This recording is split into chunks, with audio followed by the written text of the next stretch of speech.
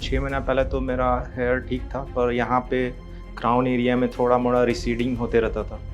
और जैसे ही विटामिन का कमी होता था और सनलाइट में अगर वॉक नहीं करें तो एक्सरसाइज नहीं करें तो फिर रिसीडिंग होता ही था। कभी कभी एम्बैरेसिंग भी लगने लगता था कहीं पे भी। और दूसरा मेरे जेनेटिक भी है। मेरे फादर और मेरे ग्रैंडफादर और मेरे मम्मी के फादर को भी था। तो इसीलिए, और उसको हाइड करने के लिए हम क्या करते थे कि स्प्रे यूज़ करते थे। कॉम्ब करके, जैसे बात करने के बाद, हेयर ड्राई करने के बाद अगर कॉम्ब करके स्प्रे मार लेते थे तो नहीं दिखता था।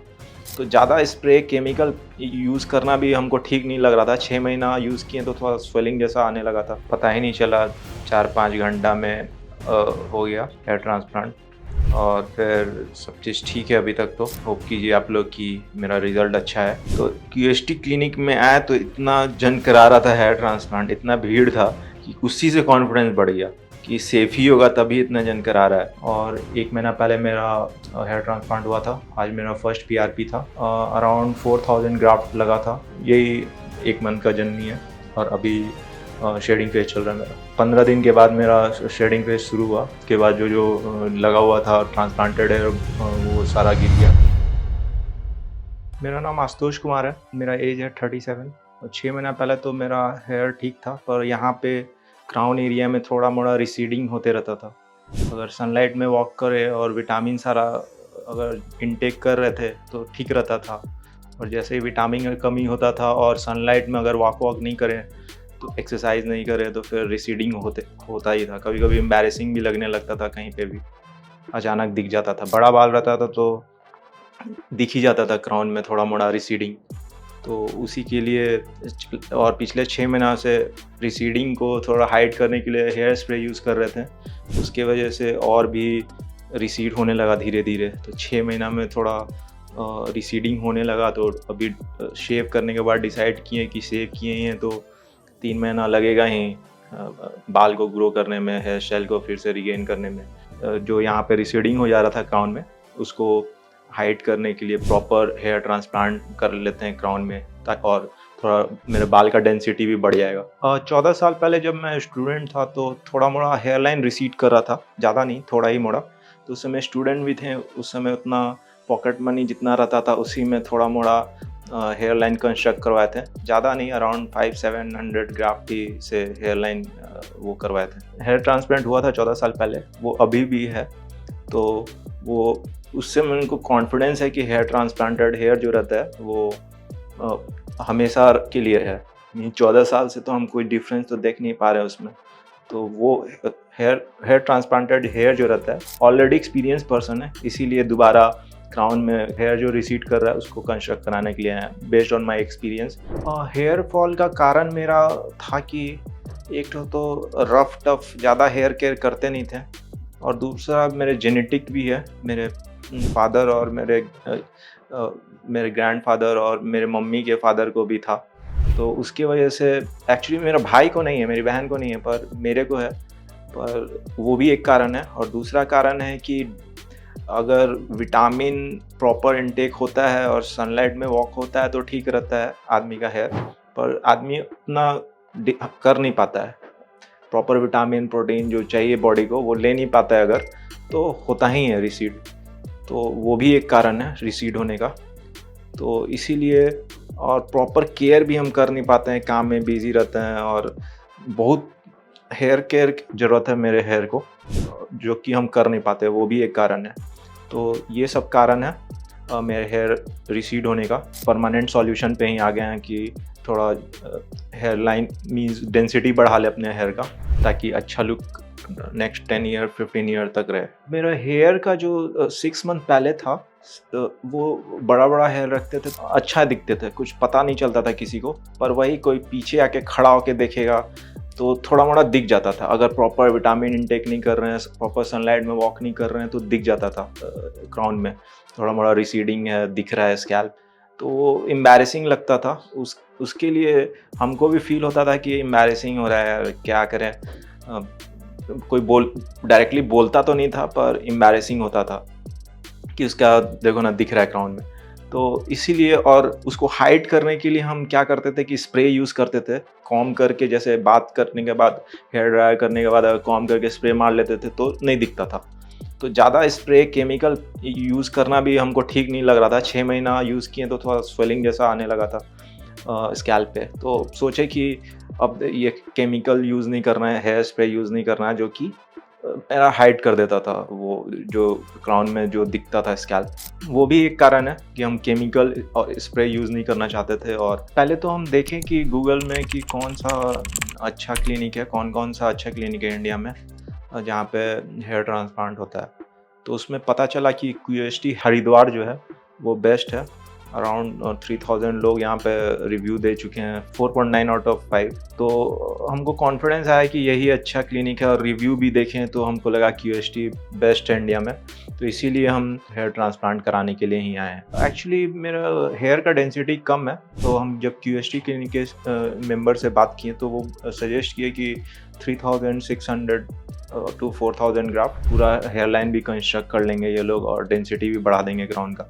तो अराउंड 4000 ग्राफ ये लोग बोले हैं। फिर डॉक्टर से कंसल्ट करके जो भी डॉक्टर बोलेंगे उसी हिसाब से करेंगे। 14 अगस्त को मेरा अपॉइंटमेंट बुक था और मैं यहाँ पे आ चुका हूँ क्यूएसटी क्लिनिक। और यहाँ पे अभी आके 14 अगस्त को मैंने अपना ब्लड सैंपल रिपोर्ट दे दिया है, जो कि हो जाएगा। और एलर्जी टेस्ट ये हैंड में किए हैं, जो कि सभी ठीक लग रहा है अभी तक। देखते हैं क्या होता है आगे। अभी मेरा हेड वॉश होगा और उसके बाद हम जाएंगे, मेरा हेयर लाइन कंस्ट्रक्ट होगा और डॉक्टर कंसल्ट करके हेयर लाइन और कितना कितना कहाँ ग्राफ्ट लगेगा वो डॉक्टर बताएंगे। उसके बाद ओटी में जाके मेरा जो भी प्रोसीजर होना होगा वो स्टार्ट होगा। जो भी मेरा रिव्यू रहेगा वो हम अपना एक्सपीरियंस के बाद, क्यूएसटी क्लिनिक के एक्सपीरियंस के बाद आप लोग को शेयर करेंगे। सो देखते हैं आगे क्या होता है। Thank you क्यूएसटी clinic.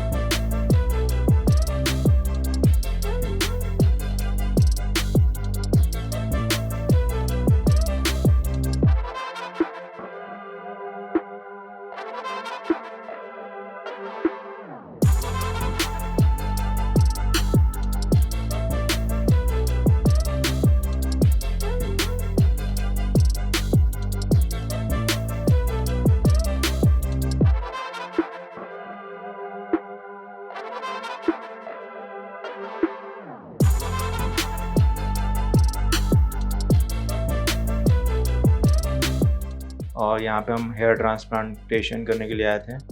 अराउंड हमको 4000 ग्राफ्ट लगा है और ओटी का एक्सपीरियंस बहुत अच्छा था। पेन थोड़ा मोड़ा था, जैसे पीआरपी में होता है पेन, वैसे जब एनेस्थीसिया लगता है वैसा पेन फील हो रहा था। उसके बाद तो फिर पता ही नहीं चला, 4-5 घंटा में हो गया हेयर ट्रांसप्लांट और फिर सब चीज़ ठीक है अभी तक। तो होप कीजिए आप लोग कि मेरा रिज़ल्ट अच्छा है। क्यूएसटी टीम बहुत अच्छा से सपोर्ट किया हमको। थोड़ा सा भी एक्चुअली हमको थोड़ा सा भी पता नहीं चला। शुरू में तो लग रहा था कि बहुत थोड़ा डेंजरस होगा क्या, इसीलिए हम करा भी नहीं थे। सोच तो रहे थे हम 5-6 साल से, पर हम करा नहीं रहते हैं। थोड़ा सा क्राउन में मेरा वो रिसीड हो रहा था, तो उसकी वजह से सोच तो रहे थे पर करा नहीं पा रहे थे, डर के मारे से कि सर्जरी है, कौन कराएगा, छोड़ो यार हटिया जाओ। तो उसकी वजह से करा नहीं रहे थे। पर अभी फाइनल डिसीजन लिए कि अब कराना ही है, तो फिर आए, पहुँचे, सर्जरी कराएं तो पता ही नहीं चला कि सर्जरी जैसा था। जैसे ग्लूकोज चढ़ता है वैसे ही चढ़ रहा था और पता ही नहीं चला। बहुत मीन्स उतना डेंजरस भी नहीं है, मीन्स बहुत जैसे नॉर्मल फीवर में हॉस्पिटलाइजेशन होता है और स्लाइन चढ़ता है वैसे ही प्रोसीजर है। और एनेस्थीसिया भी जब डॉक्टर दे रहा था तो हम होश में थे पूरा। लोकल एनेस्थीसिया की वजह से दर्द भी नहीं दे रहा था कुछ भी। जो और एनेस्थीसिया देने समय भी डॉक्टर लोग वाइब्रेटर का यूज़ कर रहे थे, जिससे उतना पेन नहीं डाइवर्ट हो जा रहा था दिमाग। तो उसकी वजह से मेन एनेस्थीसिया का पेन है वो भी वाइब्रेटर की वजह से डाइवर्ट हो जा रहा था। तो 5-10 मिनट का एनेस्थीसिया का पेन है, उसके बाद तो फिर कुछ प्रॉब्लम पता ही नहीं चलता है, फिर हो जाता है सब चीज़। तो सब चीज़ एकदम अपॉइंटमेंट मेरा बुक था 9 बजे पहुँचे। बहुत अच्छा से स्मूथली सब चीज़ हो गया। जितना शेड्यूल टाइम था उसी शेड्यूल टाइम में 9 बजे पहुँचे, 10 बजे से स्टार्ट हुआ, फिर 4 बजे तक ख़त्म भी हो गया मेरा। प्रॉब्लम ही नहीं हमको नज़र आया और हमको तो लग रहा है कि सबको करा लेना चाहिए जो सोच रहा है। पहला हेयर ट्रांसप्लांट मैंने 2011 में कराया था, जो कि ज़्यादा ग्राफ्ट नहीं लगाए थे, थोड़ा-सा सिर्फ हेयर लाइन डिज़ाइन करवाया था अपना। और उसके वो थोड़ा मुश्किल था उस समय, उतना आदमी लोग कराता भी नहीं था, सेलिब्रिटी लोग ही कराता था और पता ही नहीं चला उस समय भी। पर उसके बाद ज़रूरत नहीं पड़ रहा था, सिर्फ क्राउन में थोड़ा-मोड़ा रिसीड हो रहा था और वो भी मेडिकेशन से ठीक हो जा रहा था। पर इसीलिए डिले करते जा रहे थे हम भी कि पर कभी-कभी इतना विटामिन लेना और सनलाइट में वॉक करना पॉसिबल है नहीं, तो रिसीड हो ही जाता था और एम्बैरेसिंग हो ही जाता था कभी-कभी। तो उसके वजह से सोचे कि सेकंड वाला करा लेते हैं और सेकंड वाला तो और भी प्रोसीजर ईज़ी है। जो एफयूई टेक्निक है वो बहुत आसान है और कुछ पता ही नहीं चलता है। जो फर्स्ट वाला कराए थे वो तो बहुत मुश्किल था, वो तो कट करके ट्रांसप्लांट कर रहा था, पर ये वाला टेक्निक में तो बहुत ईज़ी है और कुछ पता ही नहीं चलता है। तो एफयूई जो टेक्निक है बहुत आसान है और रिज़ल्ट से पता चलेगा कि कैसा रिज़ल्ट आ रहा है एफयूई का। तो उसके बाद हम आप लोग को अपडेट करेंगे जब मेरा 4 महीना बाद के बाद क्या रिज़ल्ट आता है, कैसा हो रहा है। सेकंड एफयूई टेक्निक का रिज़ल्ट के बाद हम आप लोग को अपडेट करेंगे। ओवरऑल जर्नी तो मेरा यहाँ क्यूएसटी में बहुत अच्छा रहा। जो शेड्यूल टाइम था उसी शेड्यूल टाइम में सब चीज़ हुआ मेरा। एक कहावत है, do as a Roman do. तो जो सब कोई अगर रोमन कर रहा है तो वही करो। तो क्यूएसटी क्लिनिक में आया तो इतना जन करा रहा था हेयर ट्रांसप्लांट, इतना भीड़ था कि उसी से कॉन्फिडेंस बढ़ गया कि सेफ ही होगा तभी इतना जन करा रहा है। तो उसके वजह से कॉन्फिडेंस बढ़ जाता है और उसके बाद पता चला कि हर दिन क्यूएसटी क्लिनिक अराउंड 5 to 10 लोग का ट्रांसप्लांट कर ही रहा है।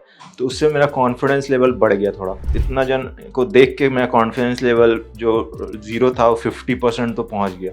और उसके बाद प्रोसीजर भी बहुत सिंपल था और इतना स्टाफ है, लोग हैं क्यूएसटी में कि उससे भी देख के कॉन्फिडेंस बढ़ गया।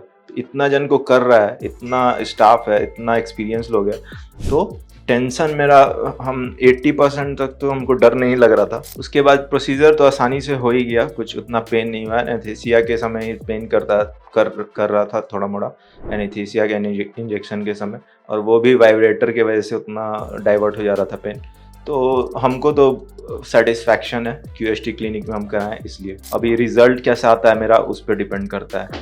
अभी मेरा हो गया है हेयर ट्रांसप्लांटेशन, तो उसके बाद अभी डॉक्टर से कंसल्ट करने के बाद डॉक्टर ने कुछ प्रिकॉशन दिया है कि बाहर का खाना नहीं खाना है, स्पाइसी नहीं खाना है, अल्कोहल सिगरेट नहीं पीना है, घर का दाल रोटी खाना है और फाइबर वाला वेजिटेबल खाना है और कम से कम 30 दिन तक ये सब अवॉइड करना है।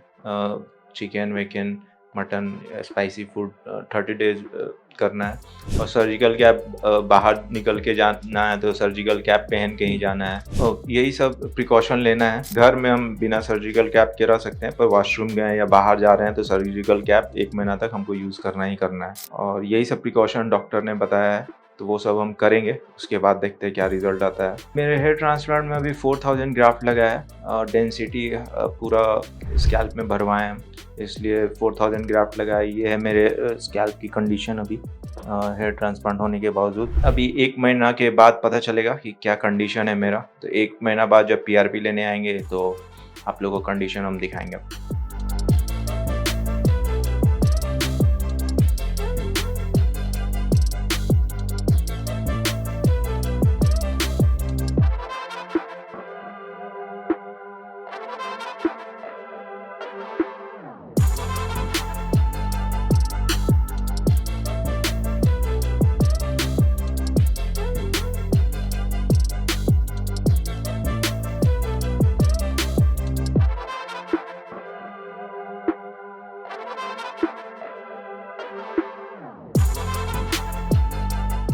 हाय ऑल, मेरा नाम आशुतोष कुमार है मेरा एज है 37 और 1 महीना पहले मेरा हेयर ट्रांसप्लांट हुआ था। आज मेरा फर्स्ट पीआरपी था। अराउंड 4000 ग्राफ्ट लगा था। हेयर ट्रांसप्लांट प्रोसीजर में ज़्यादा पेन भी नहीं था, थोड़ा एनेस्थीसिया के सामने लगा होगा। उसके बाद तो पता ही नहीं चला कैसे हेयर ट्रांसप्लांट हो गया। अराउंड 12 आवर का हेयर ट्रांसप्लांट था, 2 दिन में हुआ, 15 अगस्त और 16 अगस्त। बहुत अच्छा से डॉक्टर और स्टाफ का सपोर्ट था क्यूएसटी क्लिनिक के। सब चीज़ अच्छा से जा रहा था, अच्छा से गया है और पहला पीआरपी भी मेरा कंप्लीट हो गया है। 4 महीना में इनिशियल रिजल्ट कितना आता है आप लोग को बताएंगे। 1 महीना का जो हेयर ट्रांसप्लांट का जर्नी रहा, उसमें हेयर ट्रांसप्लांट के बाद जो फर्स्ट वीक था उसमें थोड़ा प्रिकॉशन लेना था, स्कैल्प को बचाना था कहीं चोट ना लग जाए, और मीन्स ऐसे हेड अप करके ही सोना था और इधर उधर नहीं करना था ताकि स्वेलिंग ना हो आईज पे। तो उसके लिए टेप लगाया था डॉक्टर लोग ने।